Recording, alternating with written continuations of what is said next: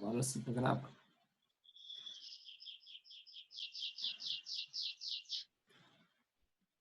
Vou compartilhar a tela de novo aqui, gente.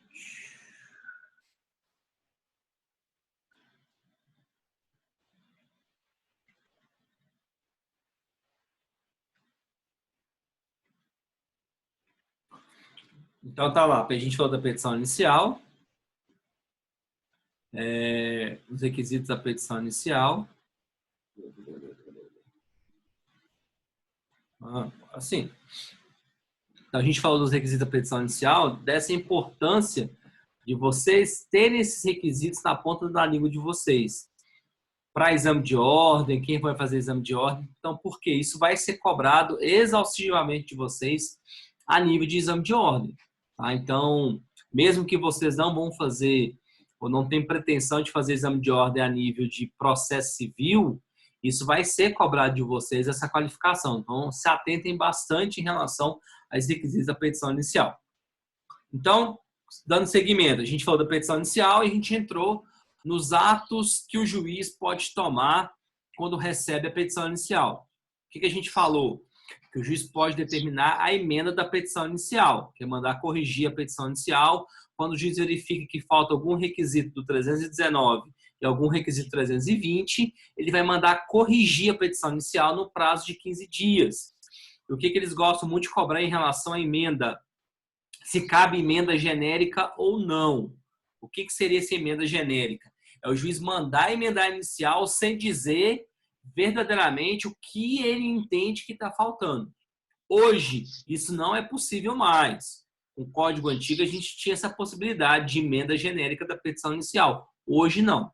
Hoje, o juiz obrigatoriamente vai ter que dizer o porquê ele está julgando daquela forma. Qual é o motivo que levou a ele determinar a emenda. Olha, eu estou mandando emendar inicial porque eu entendo que você não colocou o valor da causa. Eu estou mandando emendar inicial porque eu entendo que você não formulou o pedido corretamente. Então, o juiz tem que dizer de forma expressa no seu despacho o porquê ele está mandando emendar inicial. Perfeito? Então, não pode mais emenda genérica, tomem cuidado com isso, que é o que eles gostam de falar sobre despacho da emenda da petição inicial. Nós falamos que se o juiz mandar emendar inicial e corrigir, ele vai receber a inicial lá do 334, que o recebimento nada mais é que marcar a audiência. Marcar a audiência é o recebimento no processo civil. E recente nós tivemos uma mudança na lei do juizado, que está por causa dessa pandemia do corona, eles começaram ontem a fazer audiências de conciliação online, via Zoom, via Hangout, para tentar amenizar um pouco dos impactos. Então, hoje, os juizados já estão fazendo audiência de conciliação online, justamente por causa dessa pandemia. Então, ele pode mandar emendar, ele pode receber, ele pode indeferir a petição inicial, foi o que a gente falou lá atrás, que sua petição inicial não pode se enquadrar no 330, em hipótese alguma. Então, acabou de fazer uma petição inicial, o que vocês têm que fazer? Abre o artigo 330, olha um por um para ver se está se enquadrando. Se estiver enquadrando, corrige, ok? Corrige, senão vai dar problema para você. Se isso acontecer no exame de ordem, a sua peça é anulada e você está reprovado. Se for na prática, vai ser extinta a sua petição inicial. E o último caso que o juiz pode fazer é o julgamento de improcedência liminar, do artigo 332, ele olha, não precisa mais produzir prova, está contrário, por exemplo, a uma súmula, ele já decide improcedente o pedido formulado pela parte autora. Então, esses são os 4 pontos que o juiz pode tomar. E o que nós passamos? Passamos para os atos, a gente falou da audiência. Então, se estiver tudo ok, marca a audiência. Tem acordo na audiência, processo extingue na própria audiência. Vai dar uma sentença homologando o acordo, acaba. Se não tiver um acordo, passa para a atuação do réu no processo. O que é essa atuação do réu? A gente já falou também. Ele pode, primeiro, contestar. A gente falou da defesa de mérito direta, indireta, defesa processual. Depois dá uma olhadinha só para vocês recapitularem isso. Ele pode reconvir na própria contestação, ou seja, além de se defender, ele fazer um pedido do réu contra o autor na própria contestação. Ele pode arguir impedimento e suspeição do juiz. Então, se o juiz é amigo íntimo da parte, se o juiz tem grau de parentesco com a parte, se o juiz tem interesse na parte, só para a gente recapitular, artigo 144, as hipóteses de impedimento, e artigo 145, as hipóteses de suspeição do juiz. E o procedimento está lá no artigo 146, que nós falamos em vídeos anteriores. Ou ele pode, o único ato negativo que o réu pode fazer, ele pode se tornar omisso, ele pode ficar quieto, ele não pode fazer nada, que vai gerar a revelia lá do artigo 344. Então, se ele não contestar a petição inicial, ele se torna réu, revel, lá do artigo 344. Vamos dar ênfase nessa revelia, porque as providências preliminares vão entrar em relação a essa revelia. Então, até aqui foi aonde nós já trabalhamos esse semestre. Petição, atos do juiz, audiência e atuação do réu. Passando após a atuação do réu, nós vamos entrar nas chamadas providências preliminares. Antes de analisar hipótese por hipótese, que são poucas hipóteses, lá do artigo 347 ao artigo 353, o que eu quero já analisar para vocês, que é algo que eles constantemente cobram em relação a isso. Eu queria que vocês anotassem muito isso. As providências preliminares, ou a fase que inaugura, vai entrar nas providências preliminares, elas não têm um caráter obrigatório. Providências preliminares não têm caráter obrigatório. Como assim, Rafael? Não tem caráter obrigatório. Depende do caso concreto. Vai depender do caso concreto para dizer se será necessária ou não as providências preliminares. Então, as etapas anteriores, os atos do juiz, a audiência, a atuação do réu, vai ter o seu momento de forma obrigatória. Então, obrigatoriamente, nós teremos um momento onde nós teremos as providências, a atuação do réu, por exemplo. Já nas providências preliminares, não. O caso concreto vai te dizer se nós teremos ou não as providências preliminares. Como assim, Rafael? Se vocês pegarem dois artigos, vão dizer isso muito claramente para vocês. Artigo 347 e artigo 353 é muito claro ao afirmar isso. Eu vou pegar aqui para vocês lerem, porque a leitura deles é bem tranquila. Tá lá. Artigo 347. Findo o prazo de contestação, ou seja, terminando o prazo da contestação, o juiz tomará, conforme o caso, as providências preliminares constantes das seções deste capítulo. São 3 seções. Então, terminado o prazo de contestação, o juiz vai tomar, conforme o caso, as providências preliminares.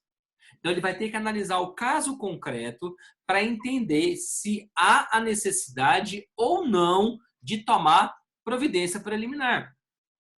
E o 353 vai ratificar isso que eu falei para vocês. Está lá, cumpridas as providências preliminares ou não havendo necessidade delas. O que o 353 está falando? Olha, passada a fase de providência preliminar ou caso não tenha, vai passar para a próxima fase, que é do julgamento conforme o estado do processo. Então, a simples leitura desses dois artigos, 347 e artigo 353, vai mostrar para a gente que a fase ou as providências preliminares, elas não têm um caráter obrigatório. Em que sentido? Em todo o processo nós teremos providências preliminares? Não. O caso concreto vai dizer, a gente vai entender quando a gente começar a analisar quais são as providências preliminares. Então, as providências preliminares, ela vai dar início à fase chamada fase de saneamento ou fase de julgamento conforme o estado do processo. Nossa primeira aula, eu coloquei um quadro para vocês com as fases do processo. Nós falamos de fase postulatória, fase de saneamento e julgamento conforme o estado do processo. Falamos da fase probatória, que é de provas, e a fase decisória. Então, aqui, com as chamadas providências preliminares, nós vamos inaugurar essa fase de saneamento. Então, o primeiro ponto importante que eu quero repisar com vocês. Nem em todo processo nós teremos as chamadas providências preliminares. O meu caso concreto vai dizer se eu tenho ou não necessidade de tomar as chamadas providências preliminares. Vamos entender aqui. E se vocês estiverem com o código, podem acompanhar, que vai ser do artigo 348 ao artigo 352, e mais uma providência que não está nesse rol, mas é importante. Primeira providência que nós temos está lá no artigo 348 do Código de Processo Civil. O que fala esse artigo? Olha, se o réu for revel, ou seja, o réu não contestou a ação, porém, nós não teremos a presunção, de veracidade dos fatos. Como assim? Vamos só recapitular aqui. O fato do réu não contestar, ele é revel. Qual que é a consequência da revelia? Presunção de veracidade dos fatos apresentados pelo autor. Então, o efeito decorrente da revelia é presumir que o que o autor falou é verdade. Então, isso mostra, no primeiro momento, o quanto a atuação do réu na contestação ela é importante. Ela é muito importante. Então, se o réu não contesta ou apresenta contestação fora do prazo, são 15 dias, apresentou no 16º dia, é como se não tivesse apresentado contestação. Então, ele não contestou. Revel. Consequência óbvia, presunção de veracidade dos fatos apresentados pelo autor. Porém, isso está no artigo 344. Porém, o artigo 345, ele vai apresentar hipóteses em que o réu, sendo revel, nós não teremos a presunção. Quais são elas? Só para a gente recapitular, que foi os vídeos anteriores. Se tiver litisconsórcio passivo, ou seja, mais de um réu, tem 3 réus no processo. 2 contestam e 1 não contestou. Esse que não contestou, ele vai ser revel, porque ele não contestou. Porém, não haverá a presunção de veracidade. Então, a primeira hipótese é quando há litisconsórcio passivo, ou seja, mais de um réu, se um deles contestar, não gera presunção de veracidade para os outros que não, porventura, tenham apresentado a sua contestação. Segunda hipótese, se tratar de direito indisponível. Então, por exemplo, alguém ingressa com a ação de investigação de paternidade. Se o réu não contestar, não presume que ele é pai, gente. Se ele não fizer o DNA, presume que ele é pai, ok? É outra situação. Mas o fato dele não contestar, não vai falar, não contestou, então você é pai. Não. Se não fizer o DNA, ele não vai ser o pai. Mas se o fato dele não contestar, não vai dizer que ele não é pai. Que ele é pai ou deixa de ser pai. Então, neste caso, mesmo que o réu não conteste, nós não teremos a presunção de veracidade. Porque é um direito indisponível. Perfeito? E terceira hipótese, está tudo no artigo 345. Quando faltar documento público hábil para comprovar sua alegação. Eu ingresso com a ação de reintegração de posse. Eu falo que eu sou proprietário de uma fazenda, eu falo que invadiram a minha fazenda, só que eu não junto documento nenhum. É documento hábil, público hábil para comprovar. Como que o juiz vai dizer que é verdade, mesmo que o réu não conteste? Ok? E a última hipótese é que, caso tudo que eu esteja falando esteja contrário com o que eu juntei de prova. Está lá no inciso 4 do artigo 345, vai trazer essa possibilidade. Então,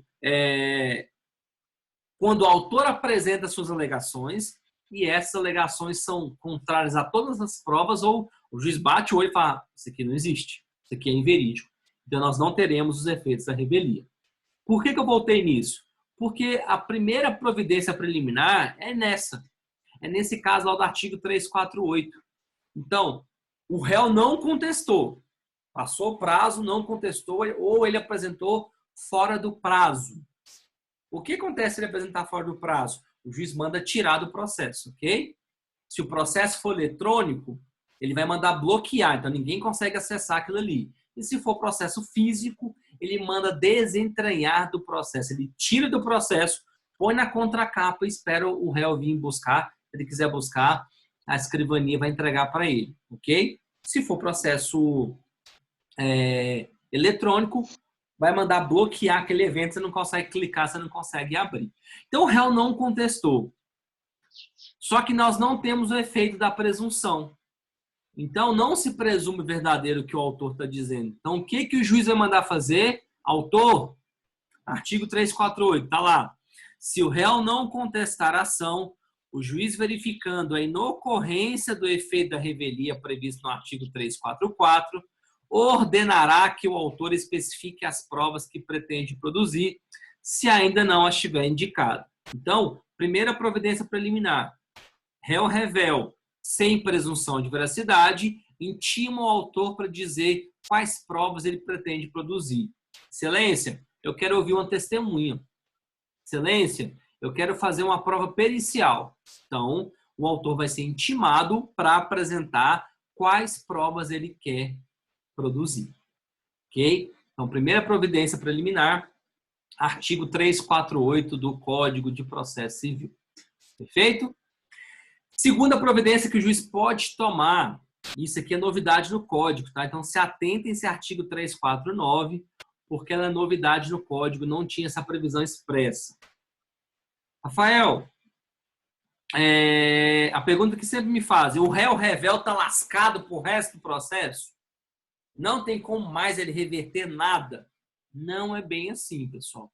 E o artigo 349 já dá um indício disso.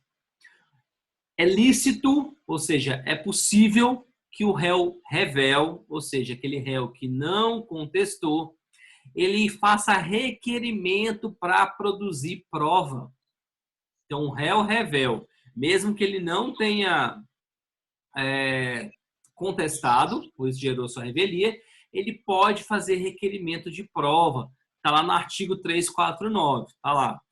Abre aspas. Ao réu revel, será lícita a produção de provas contrapostas às alegações do autor, desde que se faça representar nos autos a tempo de praticar os atos processuais indispensáveis a essa produção.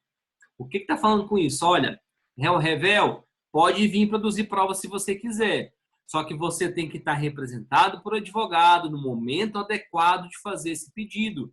Depois que passou o momento, você não pode mais fazer pedido.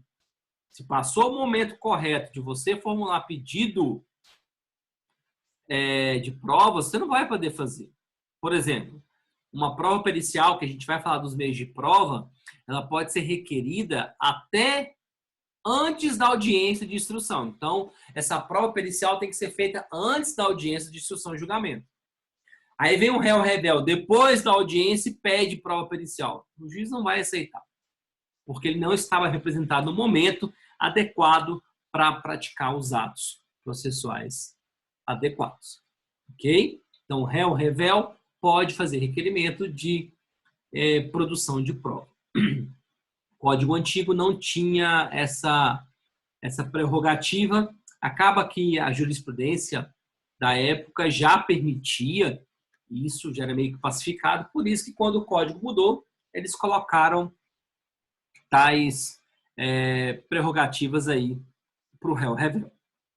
Perfeito? Então, segunda providência preliminar, o réu revel pode fazer requerimento de prova.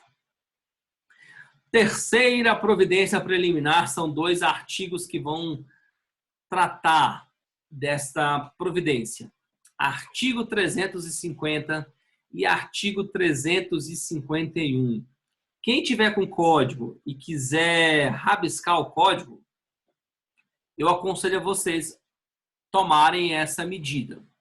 Se vocês quiserem, quem tiver com código, lá no artigo 350, escrevam lá, defesa de mérito indireta. Artigo 350, pode ser em cima do artigo 350 ou na frente da seção 2. Põe lá, defesa de mérito indireta.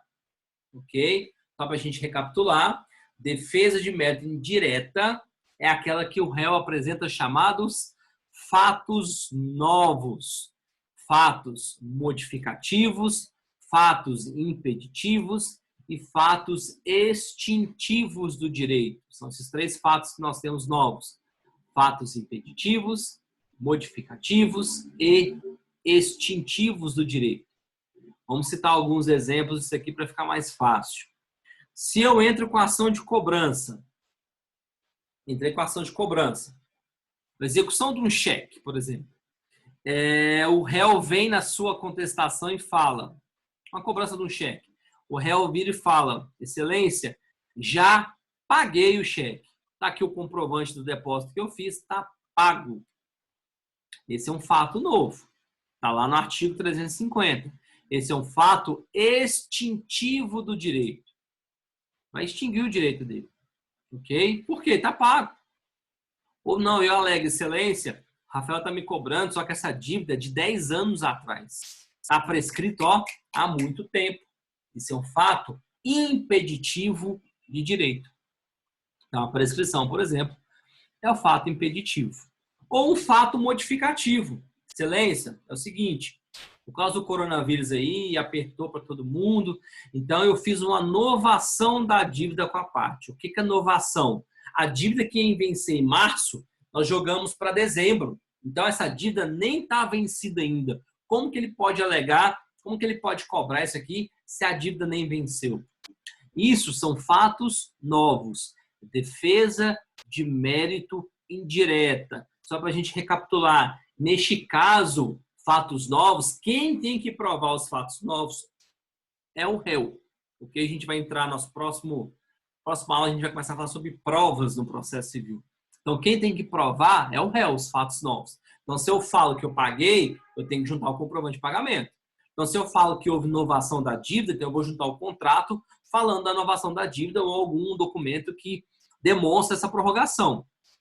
A prescrição é mais tranquilo porque é só fazer contas, né? Matemática pura para ver se realmente está prescrita ou não aquela dívida. Ok? Tá certo? Só uma observação bem rapidamente, que você já viu em direito civil, só para a gente lembrar que já foi objeto de cobrança na prova da OAB algumas vezes. Se eu, como devedor, eu mando o documento para o autor, falo, olha, realmente eu estou devendo, eu sei, me desculpa, eu vou estar te pagando, isso interrompe a prescrição, tá? Uma das causas de interrupção de prescrição é algum documento que o devedor atesta, comprova, e ele diz que está devendo, tá bom?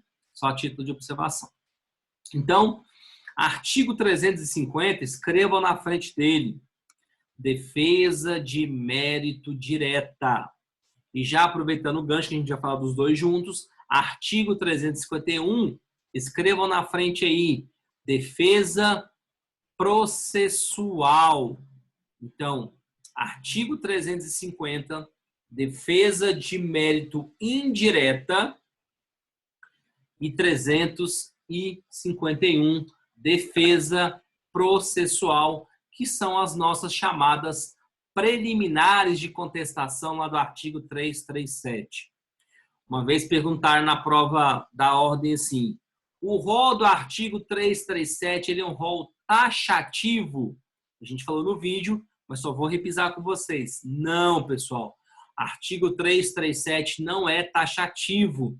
Então, você pode encontrar outras preliminares que não estão no artigo 337, mas que você pode e deve usar na sua contestação. Por exemplo, incapaz não pode ser parte autora no juizado especial civil. Não pode. Então, o menor não pode ingressar com a ação no juizado. Por quê? Porque o promotor lá não vai atuar. Então, o menor ingressou com a ação.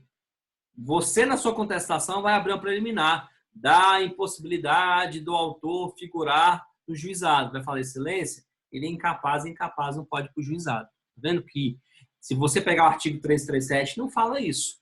Mas pode colocar qualquer preliminar que você entender, algo que você vai atacar o processo, você pode colocar, você pode e deve colocar lá no artigo 337. Ok? Então, quando o réu apresenta defesa de mérito indireta e quando o réu apresenta preliminares ou defesa processual, o autor vai ser intimado para manifestar. Então, quando o réu apresenta fatos novos ou quando o réu apresenta defesa processual, as chamadas preliminares, ou ele quando apresenta os dois, o autor vai ser intimado para manifestar sobre a contestação. É a chamada impugnação à contestação, ou como os mais antigos gostam de chamar, de réplica no processo civil. Essa expressão réplica, quase vocês não vão encontrar, porque é mais usado no tribunal do júri, mas vocês podem pegar algum livro, algum material, onde vocês podem encontrar essa expressão como réplica. O que é impugnação à contestação? Nada mais é que o autor, contestar a contestação. Mas não seria injusto? O réu fala uma vez, o autor fala dois, mas nós só teremos a impugnação quando o réu apresentar um fato novo ou trazer uma preliminar. Por que o autor vai ter que manifestar? Poxa, o cara apresentou um fato novo. Eu tenho que falar sobre esse fato novo. Olha, ele apresentou uma preliminar. Eu tenho que falar sobre essa preliminar. Ok? Então, diante de fatos novos ou diante de defesa processual, que são as preliminares, o autor vai ser intimado. Está lá a redação dos dois artigos. Está lá 350. Se o réu alegar fato impeditivo, modificativo ou extintivo do direito do autor, esse será ouvido no prazo de 15 dias, permitindo o juiz a produção de prova. Como assim? O autor pode produzir uma prova sobre esse fato novo que o réu falou. 351. Se o réu alegar qualquer das matérias enumeradas no artigo 337, ou seja, as preliminares, o juiz determinará a oitiva do autor no prazo de 15 dias, permitindo-lhe a produção de prova. Ok? Então, se o réu apresenta defesa de mérito indireta, que são os fatos novos, ou defesa processual, que se chama as preliminares, o que vai acontecer? Vai mandar intimar o autor. Rafael, e se o réu apenas contestou, apenas apresentou defesa de mérito direta, fez aquela chamada impugnação especificada dos fatos. Ele só impugnou os fatos. Não aconteceu, não aconteceu, não aconteceu, não aconteceu. Vai ter impugnação? Não. Para que o autor manifestar, sendo que o réu apenas se defendeu do que o próprio autor disse? Então, nem todo processo nós teremos a impugnação, a contestação. Eu vejo muito advogado já de anos de experiência, errando aqui, pessoal. Já vi colegas advogados falando, olha, o juiz errou porque o juiz não mandou impugnar a contestação. E a impugnação, a contestação é obrigatória. Não é. Tem juiz, o que faz? Todo processo manda impugnar. Mas os juízes que são mais diligentes, eles vão analisar, esse caso aqui não é caso de impugnação. Então, esse aqui não vai usar, nós não teremos impugnação neste caso. Ok? Próxima providência que nós teremos, lá do artigo 352. O 352, gente, nós temos que analisar, e se vocês quiserem colocar na frente do artigo 352, façam referência ao artigo 76. Então, na frente do artigo 352, façam referência ao artigo 76. Porque os dois andam juntos, os dois casam, os dois se completam. O que o artigo 352 fala? Olha, se o juiz perceber que existe alguma irregularidade, se ele perceber que tem algum vício que tem que ser corrigido, por exemplo, o réu ele é incapaz, ele não está representado. É obrigatório ter representação. Artigo 71 do CPC fala isso. Olha, o absolutamente incapaz ele é representado e o relativo ele é assistido. E não está representado nem assistido. O que o juiz fala? Opa, vamos parar, e vamos corrigir. Tem que fazer a correção. Então está lá artigo 352. Verificada a existência de irregularidade ou de vícios sanáveis, ou seja, são vícios que podem ser corrigidos, porque tem vícios insanáveis. Por exemplo, eu entro com a ação pela minha irmã. A minha irmã tinha que ser parte. Só que eu entro com a ação por ela. É um vício. Ele pode ser corrigido? Não, não tem como me tirar e colocar minha irmã no lugar. Isso não pode ser feito. Então, é um vício insanável. A gente está tratando aqui de vícios sanáveis. Então, tá lá. Verificando a existência de irregularidades ou de vícios sanáveis, o juiz determinará sua correção em prazo nunca superior a 30 dias. O que a lei trouxe? Eu quero que vocês façam um destaque nesse prazo do artigo 352. Destaquem esse prazo. Por quê? A lei deu uma flexibilidade para o juiz. Olha, é prazo nunca superior a 30 dias. Lembrando que esses prazos são úteis, né? Dias úteis. Então, ele pode fixar 5, 10, 15, 20, o prazo que ele achar pertinente. De acordo com o vício, se for um vício que vai demandar um pouco mais de complexidade para corrigir, ele vai dar um prazo maior. Agora, se for representação, para que dar 30 dias úteis? 2 meses praticamente, se tiver um feriado, não tem necessidade. Ele fixa lá 5 dias, 10 dias para juntar a procuração com o representante. Por que tem que fazer referência com o artigo 76? Porque o 76 também trata desse assunto. Ele trata de vícios no processo. Ele vai dizer, olha, suspende, fixa um prazo interessante, um prazo razoável. Que prazo razoável é esse? O prazo do artigo 352 para corrigir. Para corrigir. Então, suspende o processo. Parte, corrige. Pode ser o autor, pode ser o réu ou um terceiro que vai entrar no processo, que a gente vai falar também das intervenções de terceiros aqui nesse semestre. O que vai acontecer se não corrigir? Se o defeito for por parte do autor e ele não corrigir, qual que é a consequência? Extinção do processo sem resolução de mérito. Artigo 485 vai falar sobre isso. Olha, irregularidades, extinção do processo. Agora, não, o menor é o réu, ele contestou a ação, só que ele não está representado.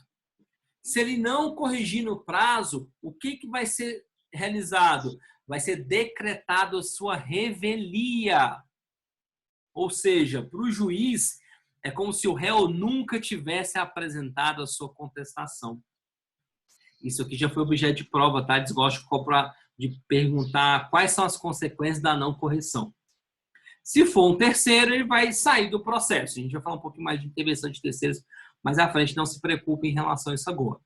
Então, primeira consequência, se for em primeiro grau, instância originária, o autor, o processo vai ser extinto, e se for o réu, decreta a sua revelia. Se for em grau de recurso, a irregularidade, pode acontecer. A irregularidade está no grau de recurso. Por exemplo, eu recorri sem pagar as custas, esqueci de pagar. É uma irregularidade que pode ser corrigida. Se eu sou recorrente, ou seja, quem entrou com recurso e não corrigir, o que vai acontecer? O tribunal nem vai conhecer do meu recurso. Ele não vai nem analisar o meu recurso. Não vai nem querer olhar para o meu recurso. Não vai nem querer olhar o mérito do meu recurso. Ele não vai nem analisar os meus argumentos do meu recurso. Não vai fazer isso. Agora, se foi o recorrido, ou seja, quem respondeu o recurso, e ele não corrigiu o vício, ele vai desentranhar as contrarrazões. O que é desentranhamento? É tirar do processo. Essa palavra desentranhamento é tirar das entranhas. Um negócio bem forte, né? Parece que está tirando lá de dentro, tirando as tripas da pessoa. Mas é mais ou menos isso, a ideia dessa expressão é essa. É você tirar aquela peça. Então, eu sou recorrente. Apresentei o meu recurso. O meu recurso tem alguma irregularidade? Se eu não corrigir, o tribunal nem vai analisar o meu recurso. Agora, se o defeito é por parte do recorrido, ou seja, quem está respondendo ao recurso, a consequência é o desentranhamento das contrarrazões. Manda tirar. Se for processo físico, manda tirar literalmente, abre o processo, tira lá aquele ganchinho, tira as folhas, coloca lá atrás esperando a parte querer buscar. Agora, se for processo eletrônico, o juiz vai mandar o quê? Vai bloquear aquele evento e ele não consegue acessar aquele evento porque está bloqueado. Ok? Então, a primeira providência que nós teremos é em relação à correção dos vícios, e caso não haja correção, é justamente essa. Se for o autor, extingue o processo. Se for o réu, ele exclui o réu daquela contestação. É como se o réu nunca tivesse contestado, decreta-se a sua revelia. Olha que louco, a contestação está lá, mas como há um vício na contestação, é como se ele nunca tivesse apresentado a contestação. Então, exclui a contestação, decreta-se a sua revelia. Se for um terceiro, exclui do processo. Agora, se for em grau de recurso, se for o recorrente, não conhece do recurso. Se for o recorrido, desentranha as contrarrazões. Aonde vocês vão achar fundamento para isso? Artigo 76 do CPC vai apresentar essas consequências. Então, não tem como você trabalhar o 76 sem o 352 e não tem como você trabalhar o 352 sem o 76. Não tem jeito, pessoal. Vocês têm que conjugar esses dois artigos juntos para não dar problema, ok? Então, 76 e 352. Se vocês quiserem só fazer uma observação, e eu indico a vocês fazerem isso, lá no artigo 76 fala assim, olha, fixará um prazo razoável. Só que não fala qual prazo é razoável. Então, no 76, eu uso o prazo do artigo 352, ok? Que é um prazo nunca superior a 30 dias. Como que eu já vi cobrando em prova uma vez na prova de, acho que foi concurso para magistratura de Goiás, salvo engano, em 2015. Caiu perguntando assim, que o juiz obrigatoriamente deverá fixar o prazo de 30 dias para corrigir. Não. O juiz é livre. De um dia até 30, ele pode fixar o prazo que ele achar pertinente. Tá lá, o artigo é muito claro. Em prazo nunca superior a 30 dias. Então, ele é livre para escolher o prazo que ele achar pertinente, observando esses 30 dias. Perfeito? E a última providência que nós temos, que nem está nesse rol, dada a parte das providências preliminares, mas é uma providência que a gente vai tomar, é a atuação do Ministério Público. Ministério Público, pessoal, ele pode atuar de duas formas no processo. Ou ele pode ser parte, ok? Lá no artigo 176 do CPC, com artigo 127 da Constituição Federal, defesa da democracia, direitos coletivos, etc. Ou ele pode ser fiscal da ordem jurídica, ou como o Código Antigo falava, se alguns ainda falam, vocês podem ler essa expressão. Eu não gosto muito dessa expressão, que é a expressão em latim, acho desnecessária. É a expressão custos legis, ok? Como se fosse fiscal da lei. Custos legis em latim seria fiscal da lei, ok? Eu não gosto muito dessa expressão porque não, primeiro, o código não traz essa expressão mais e segundo, a expressão em latim, acho que a gente tem que começar a excluir o que não é importante, o que não é indispensável. Então, o Ministério Público vai atuar como fiscal da ordem jurídica. Ele vai, em alguns casos, daqui a pouquinho a gente vai ver quais são as hipóteses, é importante que houve uma mudança no final do ano passado sobre isso, é importante a gente falar. Fiscal da ordem jurídica, ele vai analisar se o processo se a legislação, o nosso ordenamento jurídico, está sendo aplicado corretamente naquele processo. A ideia é essa. A ideia é ele entender se o processo está sendo adequadamente com a aplicação correta da lei. Então, algumas questões importantes antes de a gente entrar diretamente nas hipóteses que o MP vai atuar. O Ministério Público, pessoal, sempre vai falar depois das partes, por isso que é aqui agora. O autor apresentou a sua petição inicial, o réu contestou, o autor impugnou a contestação, se for caso de impugnação à contestação, aí o Ministério Público vem e fala. Ministério Público sempre fala depois das partes, ok? Artigo 179 fala sobre isso, inciso 1 fala sempre depois das partes. Vai ter vista do processo depois das partes. E como é que o Ministério Público é intimado? Gente, cuidado com isso aqui, já vi caindo em prova perguntando isso. Tomem cuidado. Regra geral, as partes, autor e réu, elas são intimadas, ou os seus advogados são intimados via diário oficial. Então, é o diário de justiça que intima o autor. O Ministério Público não é intimado assim. O MP pode ser intimado de 3 formas. Por carga, remessa ou meio eletrônico. Como assim? Meio eletrônico é quando os processos são digitais, ele vai abrir o sistema dele e vai ter, olha, tem uma intimação para mim de um processo. Então, vai estar lá, intimação via meio eletrônico. Agora, como que acontece por carga ou remessa? Carga e remessa hoje só vai acontecer, pessoal, em processos físicos.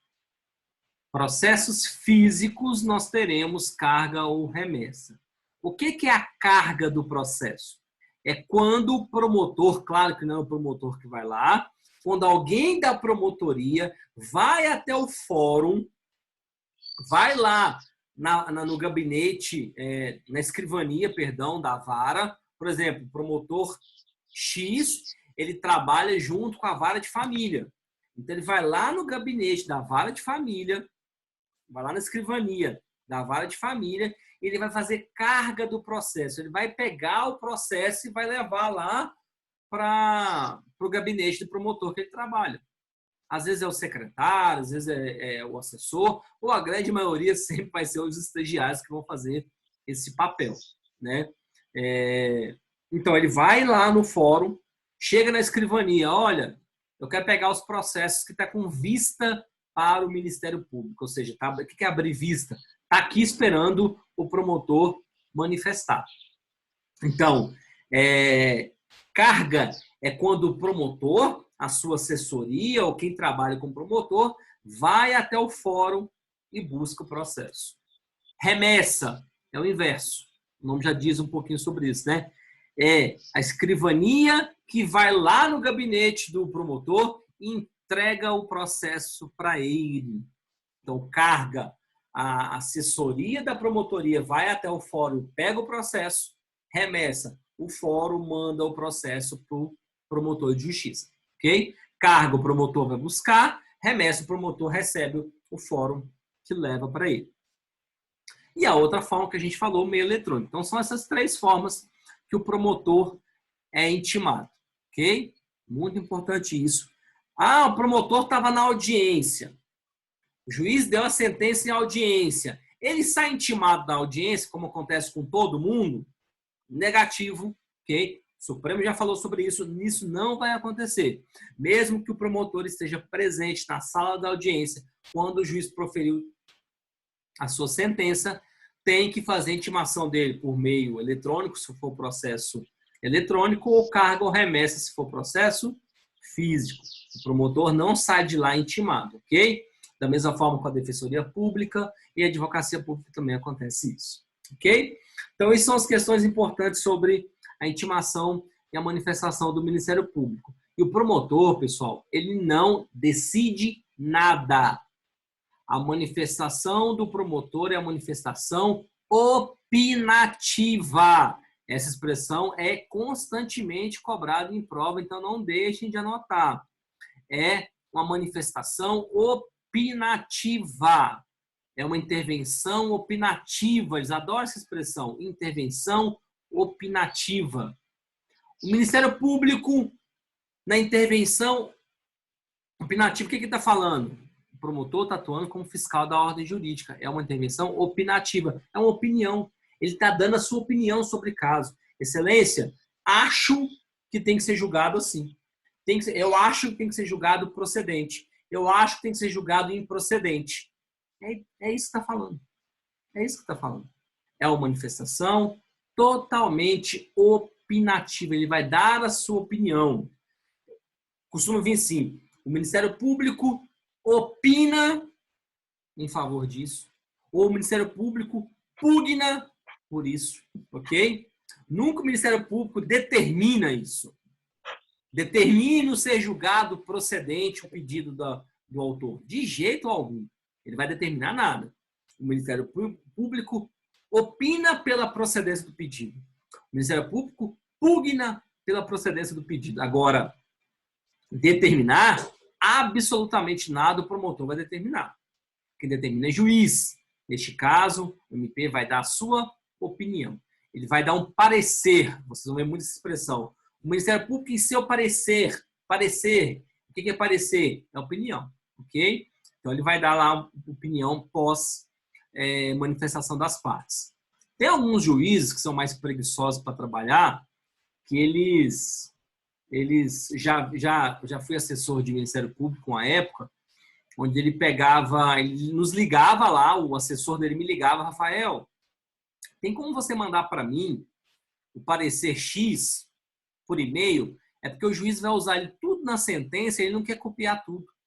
Aí o juiz colocava assim, como bem colocou o Ministério Público, 2 pontos, é como se fosse uma citação. Pegava o nosso parecer, colocava como uma citação.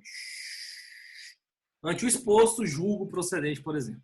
Hoje isso não pode fazer isso mais, tá? Mas esse juiz sempre teve essa prática, foi sempre corriqueira essa prática dele de fazer dessa forma. Isso não está correto, tá, pessoal? Mas o Ministério Público opina. E quando que ele vai opinar? Quais são as hipóteses que o Ministério Público vai atuar? Eu coloquei aí no material de vocês. Onde vocês vão achar isso? O artigo 178 traz sobre isso. Primeira hipótese. Desculpa. Todo processo que tem incapaz, o Ministério Público vai ter que atuar. Então, todo processo que tenha a presença de incapaz, o promotor tem que atuar. Já vi perguntando em prova assim, olha, o promotor vai atuar apenas nos casos em que haja absolutamente incapaz, ou seja, menores de 16 anos. Está correto? Não. O código não faz acepção em que tipo de incapacidade que a gente está falando. Não faz acepção se é absolutamente incapaz ou se é relativamente incapaz. Eles não fazem acepção em relação a isso. Não faz acepção em relação a isso. Então, é importante a gente frisar isso. Entende? Não faz.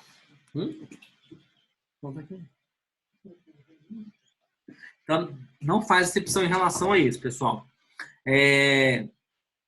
Então, todo processo que tenha incapaz, não interessa que tipo de incapacidade que é, pessoal, tem que ter a participação do MP.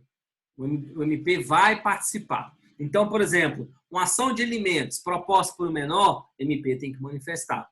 Uma ação que o MP vai ingressar com indenização, MP tem que atuar. Não interessa se é no polo ativo ou no polo passivo. Tem incapaz, o MP vai ter que atuar. Ok? Obrigatoriamente ele vai atuar. Não tem que se falar. Se ele não atuar, nulidade. Tá? Qual é a consequência da não atuação do MP nos casos que tem que atuar? O processo será nulo. Gera nulidade. Ok? A gente vai ver que essa nulidade tem que ter comprovação de prejuízo. Ok? Mas a consequência é nulidade. Então, primeiro caso, incapacidade. Segundo caso, quando tiver interesse público. Eu quero que vocês anotem algo que é cobrado demais em relação a isso. Interesse da fazenda pública não é sinônimo de interesse público. Vou repetir para vocês. Interesse da fazenda pública não é sinônimo de interesse público. Interesse da fazenda pública não é interesse público, não é sinônimo de interesse público. Como assim, Rafael? Interesse da fazenda pública, da União, estados, municípios, autarquias públicas, fundações públicas, tudo isso é fazenda pública. Então, por exemplo, uma execução de IPTU é o interesse da fazenda pública? É. Execução de IPTU é um interesse do município de Anápolis. Ele quer receber o IPTU das pessoas que não estão cobrando, não estão pagando. Então, o município de Anápolis tem interesse no processo. A fazenda pública tem interesse. Então porque há o interesse da fazenda pública, tem interesse público que justifica a atuação do MP? Não. Porque interesse da fazenda pública não significa interesse público que justifica a atuação do Ministério Público. O que seria esse interesse público, gente? O interesse social, o interesse da coletividade que justifica a intervenção do Ministério Público. Então, ação coletiva, por exemplo, proposta por uma associação de defesa do consumidor, porque por causa do coronavírus, eles querem que não seja cobrado agora uma taxa específica, ou não seja, por exemplo, alguns estados não deu essa questão de não poder cortar energia, a associação ingressou. O MP vai ter que atuar. É uma ação de interesse público. O Ministério Público vai atuar. Ok? Terceiro caso. Conflitos coletivos pela posse de terra. Observação importante nesse caso, se vocês quiserem anotar lá no artigo 178, quiser abrir lá e colocar, eu aconselho vocês que já vi perguntar isso em prova também. Vou pegar aqui para a gente ver a redação certinho. Tá lá. Litígios coletivos pela posse de terra rural ou urbana. É justamente essa parte final que eu quero que vocês destaquem. Pode ser conflito rural ou urbano, ok? Porque o Código Antigo não ampliava essa regra. Se vocês quiserem anotar um exemplo, uso capião coletivo. A uso capião coletiva é um exemplo clássico onde o MP tem que atuar. Houve invasão de várias famílias numa área. Tem lá 50 famílias que moram lá. Eles ingressam com a uso capião coletivo. O Ministério Público vai ter que atuar. Conflito pela posse de terra. Ou não, o MST invadiu uma fazenda, tem lá 20 pessoas lá. Aí o dono da fazenda entra com a reintegração de posse. O Ministério Público tem que atuar. Ok? Esses três casos são os três casos clássicos que nós temos de atuação do MP. Se você pegar o artigo 178, só apresenta esses três casos. Porém, contudo, entretanto, nós temos outras hipóteses. Uma delas é a lei nova que eu falei para vocês, que é importante vocês darem lidinha depois dessa lei. A lei 13.894, salvo engano, de outubro de 2019. Então, lei 13.894 de 2019. O que fala essa lei? Essa lei, ela mudou o CPC, ele acrescentou alguns dispositivos no CPC que tem relação com a Lei Maria da Penha. Tem relação com a Lei Maria da Penha. Uma dessas inserções é o parágrafo único do artigo 698. Artigo 698, ele trata das chamadas ações de família. E fala, olha, o Ministério Público vai atuar em ações de família onde haja interesse de incapaz. Ponto. É o que a gente falou. Só que houve a inserção desse parágrafo único. Tomem cuidado com esse parágrafo único. Tá? Se vocês pegarem o código de 2020, já tem esse parágrafo único. Se você pegar código do ano passado, não vai ter esse parágrafo único. O que eu aconselho a vocês? Se você não quiser comprar um vadimeco novo ainda, pega essa lei, que ela é bem curtinha, houve inserção de poucos artigos. Faça a impressão e coloca dentro do código. Tá? O que eu fazia na época que eu estudava? Eu pegava, por exemplo, aqui meu código de 2019, eu imprimia mais ou menos o tamanho da folha para colocar certinho aqui dentro. Eu colocava um clips nas páginas que eu achava importante, ou se fosse poucos artigos, eu recortava o artigo e colocava próximo também, para quando vocês forem estudar, vocês lembrarem dessa alteração legislativa. A gente não aguenta comprar código todo ano, né? Esse meu aqui, ele é de 2019, da Juspod.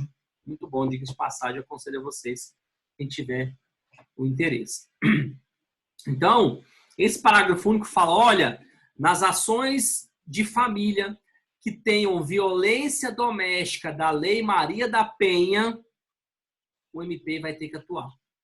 Então, por exemplo, uma ação de divórcio onde há vítima de violência doméstica, a mulher foi agredida pelo esposo, Maria da Penha tem um processo de divórcio, mesmo que não tenha incapazes, os dois casados, não têm filhos, não tem casos que justificariam a intervenção do MP. Neste caso, o promotor vai ter que atuar no processo. Não tem jeito, ele vai ter que atuar no processo. Tá bom? Tem que ter essa atuação. Então, é uma alteração importante, alterou outros dispositivos, depois você dá uma olhadinha nessa lei. Eu aconselho vocês fazerem pressão, como ela é pequena, colocar dentro do código de vocês. E também nós temos outras hipóteses. A Lei do Mandado de Segurança, 12.016 de 2009, fala em seu artigo 12 que o MP vai ter que atuar nas ações de mandado de segurança. Isso aqui dá um pouco de polêmica ainda, mas a lei fala sobre isso. E a Lei de Registros Públicos, Lei 6016 de 73, também, se você vai entrar com ação de registro público, por exemplo, eu tive uma cliente onde o nome dela era Teixeira. E o pai, a família é Teixeira, não tinha o I depois do T. Gente, isso deu uma confusão tremenda. O pai dela morreu. E não, isso deu uma confusão. Tivemos que entrar com ação de retificação de registro para provar que quando ela foi registrada, foi erro do cartório que colocou o I, sendo que a família inteira não tem o I. Os pais não têm, etc. Então, uma ação dessa, o promotor tem que atuar. Obrigatoriamente, ele tem que atuar neste tipo de processo. Perfeito? Então, aqui, moçada, a gente fecha as providências preliminares. A gente vai passar para o nosso último tópico da aula de hoje, que ela é bem tranquila, que é o chamado julgamento conforme o estado do processo. São 3 artigos importantes que estão logo em seguida após o artigo 353. Então, tá lá. O que fala o artigo 353?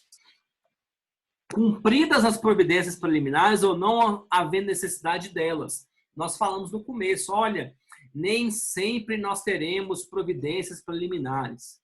Por exemplo, uma ação de indenização onde um capaz ingressa com o outro. Acidente de trânsito. Acidente de trânsito acontece sempre. O autor alega, olha, o réu bateu no meu carro, ele furou o sinal e o conserto ficou R$20.000. O réu vem na contestação e fala, olha, realmente teve um acidente, só que eu não furei o sinal. Eu não furei o sinal. Ponto final. Isso ele colocou na contestação dele. Olha as providências preliminares. Não tem revelia. Então esquece artigo 348, esquece artigo 349. Não tem revelia. Então você esquece esses dois. Não aplica. O réu não apresentou defesa de mérito indireta e nem apresentou preliminar. Então esquece o artigo 350 e esquece o artigo 351. Tem alguma irregularidade? Nenhuma. Esquece artigo 352.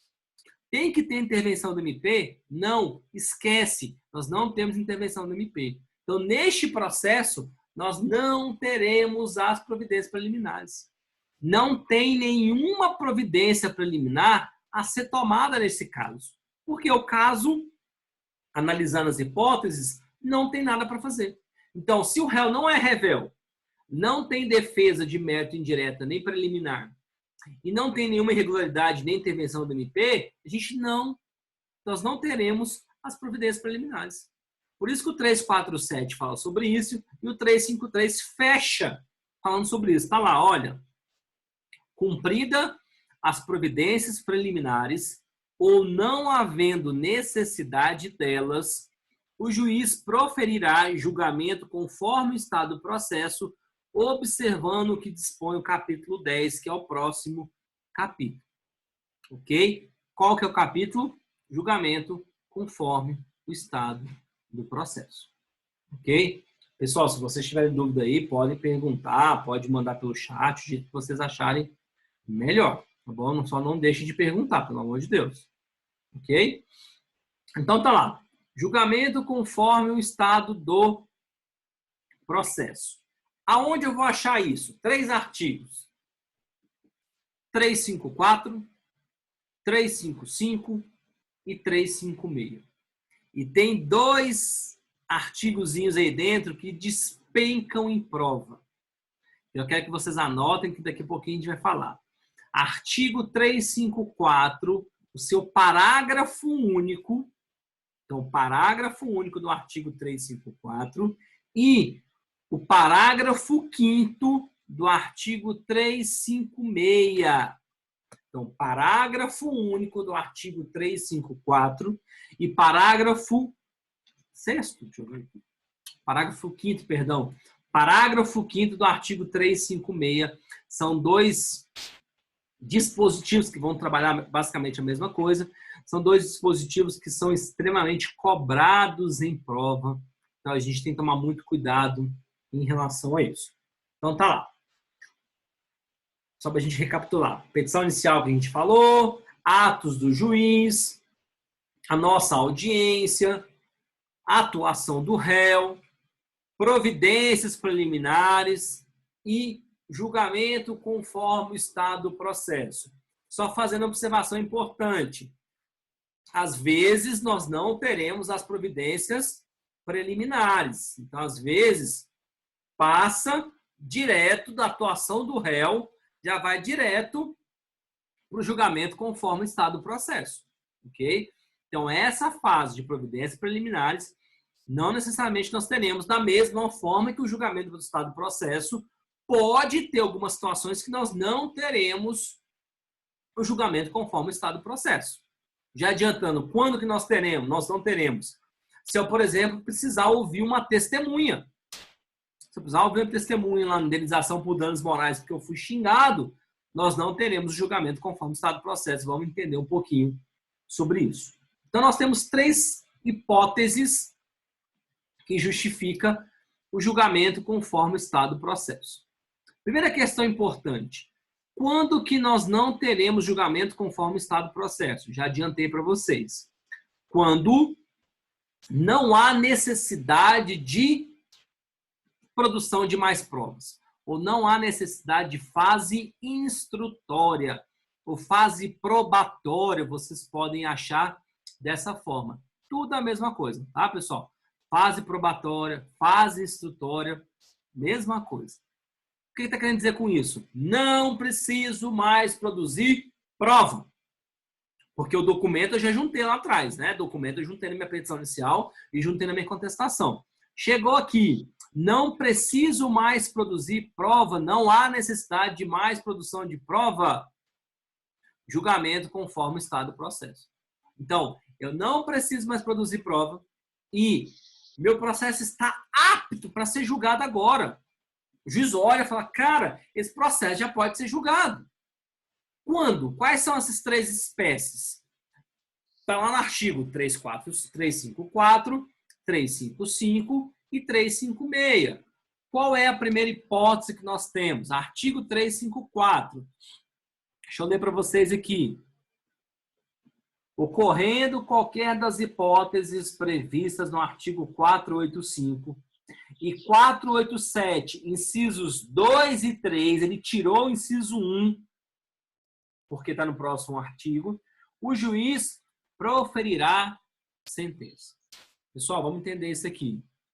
Olha, chegou nessa fase do processo, o juiz percebe que tem algum vício ou o processo se enquadra em qualquer hipótese do artigo 485, depois nós vamos falar de sentença, a gente vai entrar de novo no artigo 485, que é as causas de extinção do processo sem resolução de mérito. O juiz vai extinguir sem analisar meu mérito. Olha, chega aqui, o juiz percebe que a parte é legítima. Eu entrei com o processo pela minha irmã, mas tinha que ser minha irmã que é parte do processo.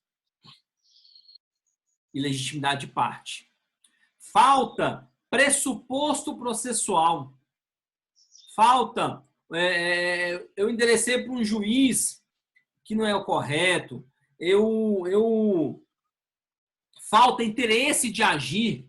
Não tem necessidade nenhuma de ir no judiciário. Eu não sofri lesão do direito. Eu não preciso no judiciário. Então, o 485 vai trazer um rol de ações onde o juiz vai extinguir o processo sem resolução de mérito.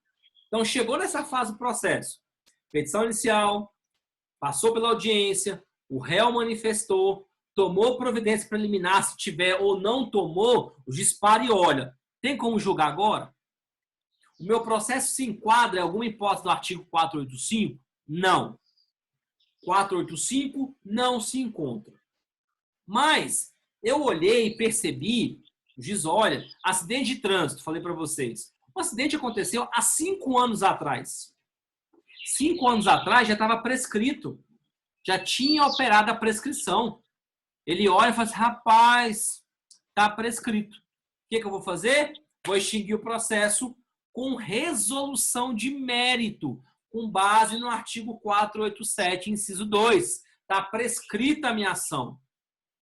O juiz já olha aqui agora. Ou não.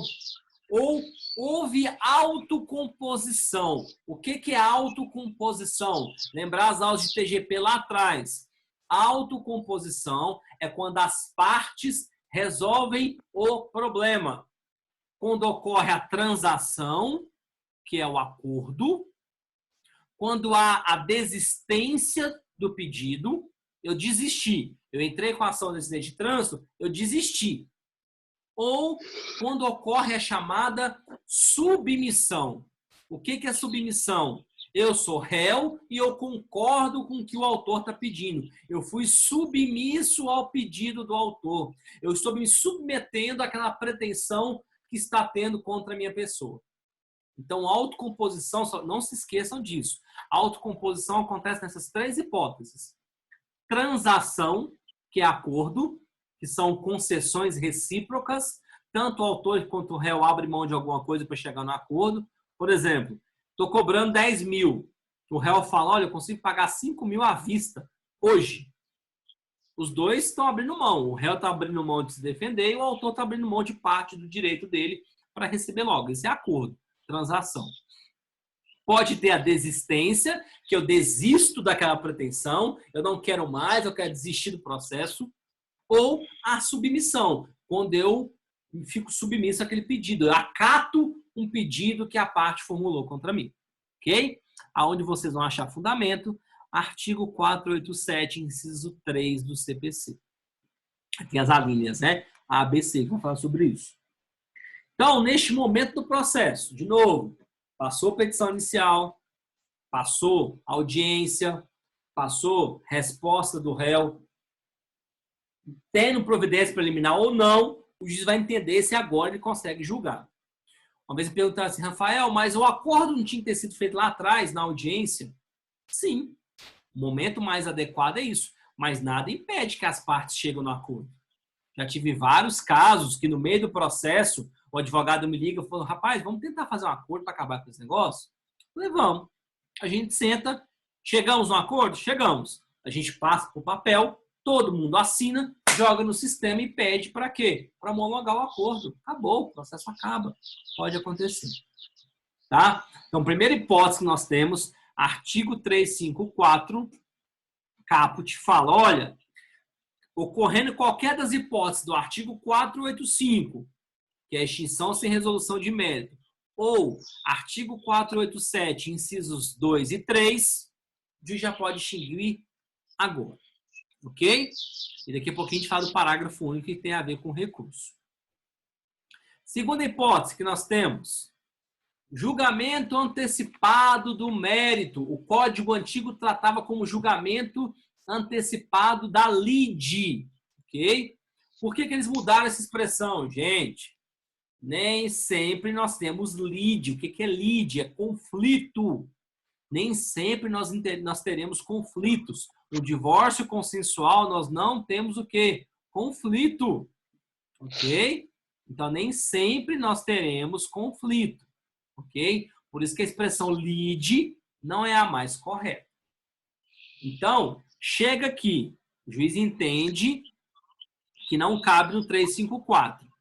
Quem tiver com código, anotem na frente do artigo 355, onde fala assim, seção 2, do julgamento antecipado do mérito, escrevam na frente assim, artigo 487, inciso 1 do CPC.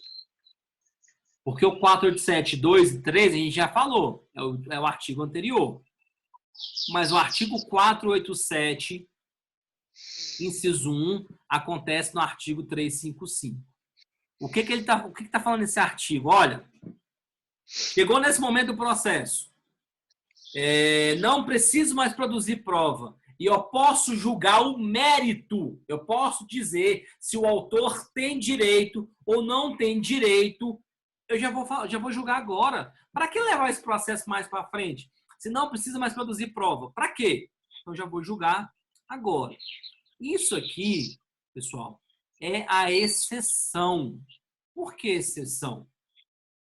Porque, em regra, as partes vão produzir prova e vai ter lá na frente uma sentença. A regra normal é essa. Só que, se não precisa mais produzir prova, o juiz já vai julgar agora. Ok? Então, o requisito basilar para o julgamento conforme o estado do processo. De novo, a desnecessidade de fase probatória, a não necessidade de instrução, não preciso mais produzir prova. Aí eu vou entrar aqui nessa parte. Ok? Aqui eu vou entrar nessa parte. Quando que a gente vai ter? Dois casos que a gente vai ter, o próprio artigo é muito claro, fala sobre isso. O que o artigo fala? Olha, o juiz julgará, ou seja, não é uma faculdade, ele tem que julgar, se enquadrar nessas hipóteses. O juiz julgará antecipadamente o pedido, proferindo sentença com resolução de mérito. A minha sentença é com resolução de mérito. Então, tá lá. Quando que vai acontecer isso? Quando não tiver necessidade de produção de outras provas, a gente acabou de falar, ou quando o réu for revel, tiver o efeito da revelia, que é a presunção de veracidade, e ele não pediu para produzir prova. Então, esses dois casos, olha, não há necessidade de mais produzir prova. Por qual motivo? Primeiro, o meu direito, a minha matéria é só de direito, não tem que provar nada, é só direito, analisar e aplicar o direito. Ou, sendo matéria de fato, não há necessidade de produzir mais provas, porque a prova documental é totalmente suficiente para resolver o nosso problema. Perfeito? Ou, quando o réu é revel, presunção de veracidade, o réu não pediu prova, o juiz já vai julgar agora. Então, essas são as duas hipóteses que nós temos de julgamento antecipado do mérito. Só que pode acontecer de ter vários pedidos no processo e apenas alguns pedidos já possam julgar antecipadamente. Por exemplo, eu entro com indenização por danos morais e materiais. Ok? Danos morais e materiais. O danos materiais do meu carro está comprovado. Eu já juntei todos os documentos que comprovam o acidente. Juntei boletim de ocorrência. Juntei foto. Juntei a câmera de segurança da porta da minha casa que mostra. Não tem mais que produzir prova em relação ao dano material. Para quê? Mas o dano moral eu vou ter que provar para o testemunho. Porque além do cara bater no meu carro, ele me xingou, ele me humilhou.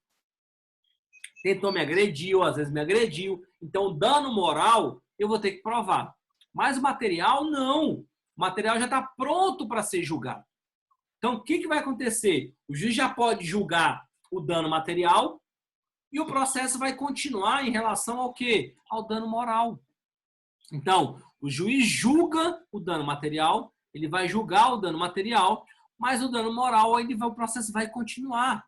Então, vai acontecer isso. Quando? Artigo 356. O juiz decidirá parcialmente o mérito quando um ou mais dos pedidos formulados, aí vai ter as opções. Então, o julgamento antecipado e parcial do mérito é uma hipótese de descumulação de pedidos. O que seria isso? Os pedidos estão acumulados, dano moral e dano material. O juiz julga um, ele vai descumular, ele vai tirar um pedido do outro. Ele vai desatrelar um pedido do outro. Ok? Quando que pode acontecer isso? Primeira hipótese. Se aquele fato for um fato incontroverso. Fato incontroverso é um fato que eu não preciso provar. Nós já falamos sobre isso, pessoal. Artigo 374, nós falamos em sala de aula. Quando a gente falou de fatos e fundamentos, nós falamos do artigo 374, que são aquelas hipóteses onde são fatos que independem de prova. Fatos notórios, fatos incontroversos, fatos confessados e fatos que têm presunção de veracidade. Tá? Então, o que o artigo 356 fala? Está lá. O juiz decidirá parcialmente o mérito quando um ou mais dos pedidos formulados ou parcela deles, inciso 1, mostrar-se incontroverso. Por favor, quem tiver com código, anotem na frente desse artigo, desse inciso. Todos os casos do 374. Aqui não é só fato incontroverso. Se for um fato notório, se for um fato confessado, e se for um fato que tenha presunção, vai se aplicar esse artigo. Não é apenas a hipótese do fato incontroverso, ok? Todos os casos do artigo 374 se enquadram no artigo 356, inciso 1. Então, na frente do artigo 356, inciso 1, vocês coloquem lá todos os casos do 374. Perfeito? Então, o que é um fato incontroverso? É um fato que o autor falou e o réu não contestou. Então, por exemplo, o réu não contestou sobre dano material, ele é um fato incontroverso. Então, o juiz já olha e fala, é fato incontroverso, já vou julgar logo. Já julgo logo.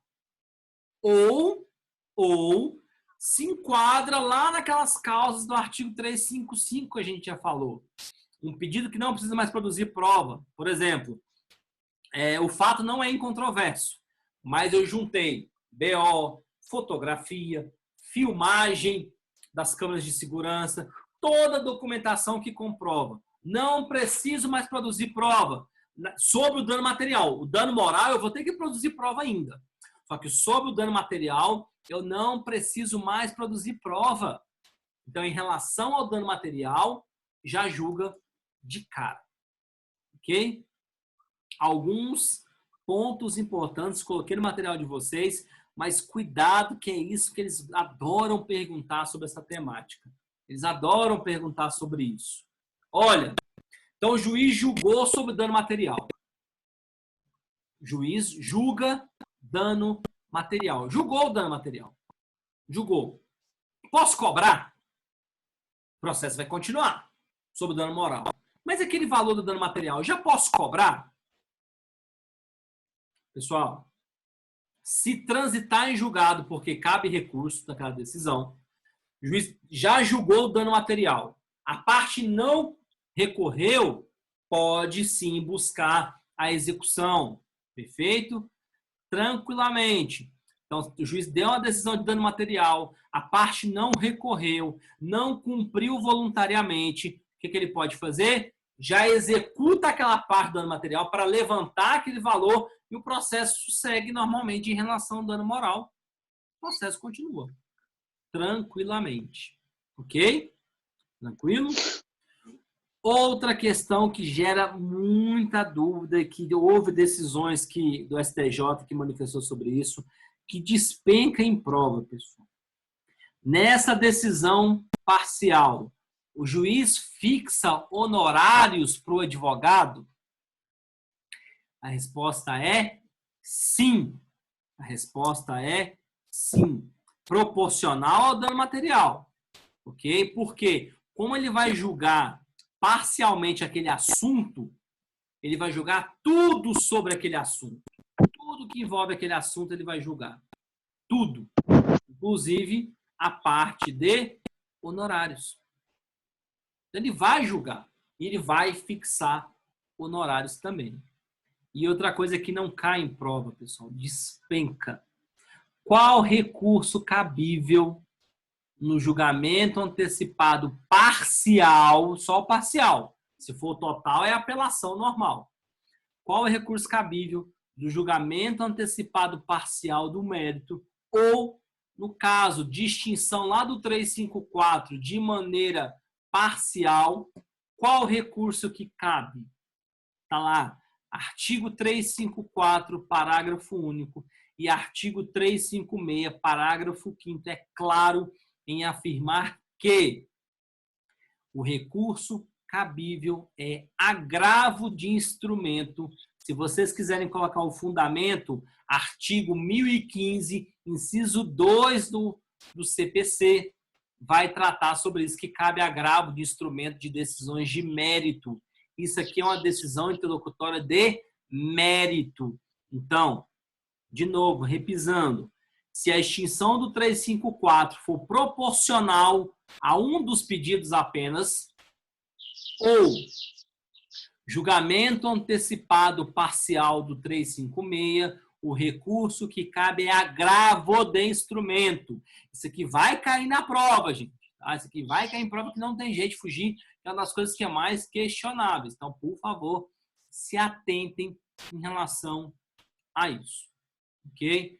Então, se a extinção do 354 for referente à parcela dos pedidos, ou seja, parte dos pedidos, ou, se for o caso do artigo 356, a consequência ou recurso cabível é agravo de instrumento. Não se preocupe em estudar agravo agora, ok? Eu só preciso que vocês saibam que o recurso cabível é esse.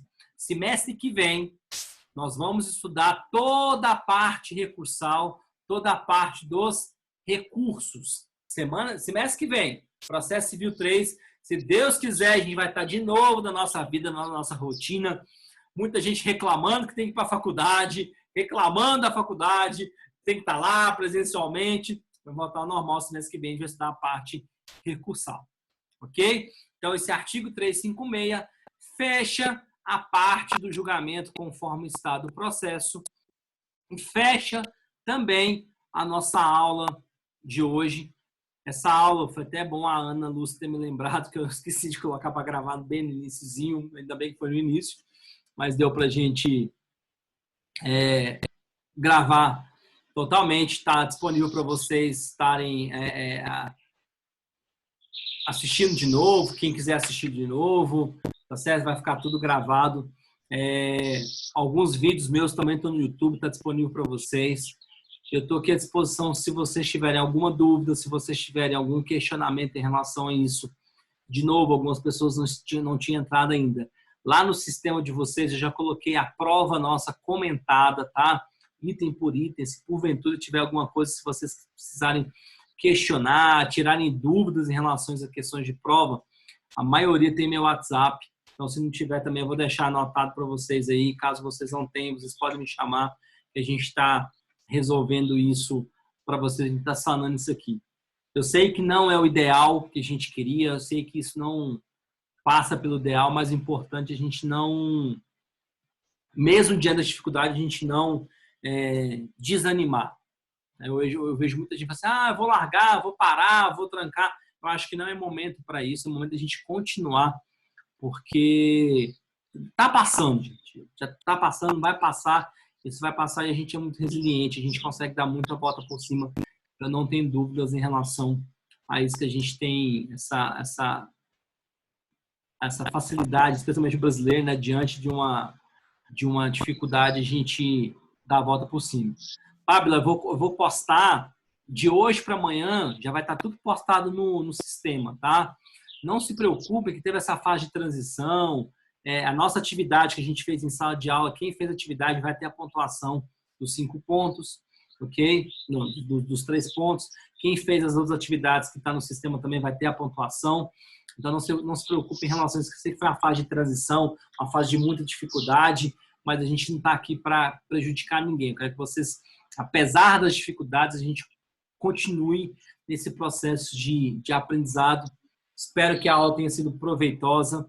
Estou morrendo de saudade de vocês, gente. Não é brincadeira, estou falando sério.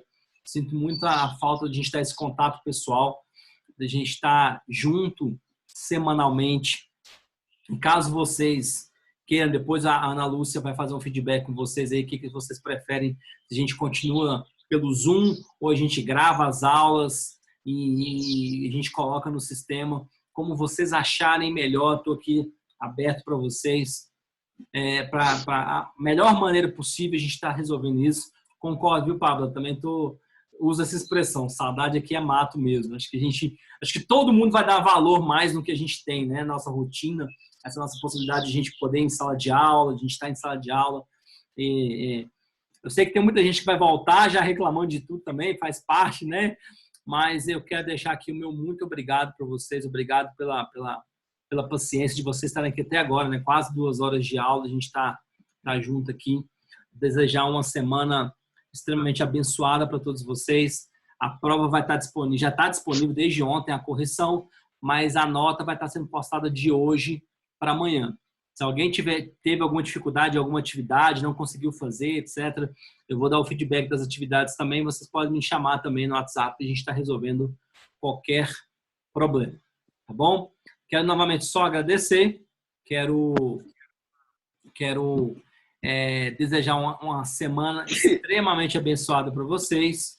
E eu quero saber se você tem alguma dúvida, alguma coisa para falar, é o momento. Só agradecer, professor. Obrigada, valeu. Um beijo aí para Imagina, Ana. Valeu, gente. Valeu, Tamo junto. Tamo junto. Qualquer coisa, vocês podem me chamar aí. Grita no WhatsApp aí. Um beijo para vocês e até mais. Falou. Tchau, tchau.